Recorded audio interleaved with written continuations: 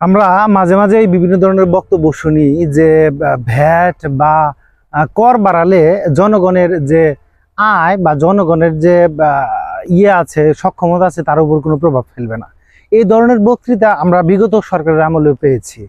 এখানে mobile, internet সহ অন্যান্য বিভিন্ন ক্ষেত্রে আমরা জানি যে অনেকগুলো প্রোডাক্টের উপরে ভ্যাট আরোপ করা হয়েছে। তো ভ্যাটের প্রভাব জনগণের উপরে পড়বে না, এটি আসলে সরকার কিভাবে বলে সে বিষয়টা আমি নিজেও বুঝতে পারি না, আপনারা হয়তো বুঝতে পারবেন। কারণ যে কোনো ধরনের ভ্যাট বা ট্যাক্স, সেগুলোর প্রভাব জনগণের উপরে আলটিমেটলি পড়বে, এবং এটি স্বাভাবিক, না পড়ার তো কিছু নেই, পড়বে, অবশ্যই পড়বে। কিন্তু সেটি ব্যাপকভাবে পড়বে কিনা সেটি একটি আলোচ্য বিষয়।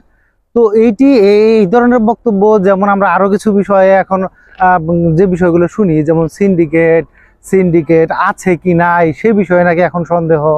অন্যদিকে আমরা আরো একটি বিষয়, সেটি হচ্ছে এই যে দুর্নীতি প্রতিরোধে বা এই যে প্রচারণা, যেমন আমরা বিআরটিএ কে গতকাল ওয়ার্নিং দিতে শুনলাম যে বিআরটিএ যদি ভালো না হয়, তাদের আচার আচরণ, যদি বিআরটিএ এর কর্মকর্তাদের আচার আচরণে যদি কোনো পরিবর্তন না আসে, তো বিআরটিএ সরকার বন্ধ করে দেবে।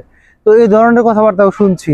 তো আসলে একটি প্রতিষ্ঠান বন্ধ করে দেওয়া অথবা এগুলো যে তদারকি, সেগুলো যদি আসলে আরো উন্নততর বা অধিকতর উন্নতি আনয়ন না করা হয়, তাহলে কিন্তু আসলে এই প্রতিষ্ঠানগুলো থেকে জনগণ যেভাবে সেবা পাওয়ার কথা, ঠিক সেভাবে পাবে না সেবা।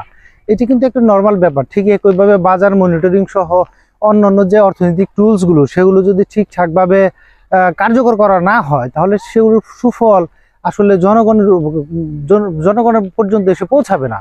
এরকম অনেক ক্ষেত্রে আমরা দেখি, এই যে বলা হচ্ছে যে চাঁদাবাজি এক হাত থেকে অন্য হাতে গিয়েছে, তো এক হাত থেকে অন্য হাতে যায় কেন? তো সেজন্য যে করণীয়, সেগুলো তো করণীয় পদক্ষেপগুলো কিন্তু নিতে হবে। তো পদক্ষেপ নিলেই কেবল দৃশ্যমান হবে, এবং জনগণের কাছে যে ল্যাঙ্গুয়েজটা, সরকারের যে ভাষা, সেটি কিন্তু পৌঁছাবে যে অপরাধ করলে ক্ষমা নেই। তো অপরাধের শাস্তি হওয়াটা আসলে জরুরি। বিভিন্ন ক্ষেত্রে অপরাধের শাস্তি হওয়া অত্যাবশ্যক বলে আমি মনে করছি। ধন্যবাদ।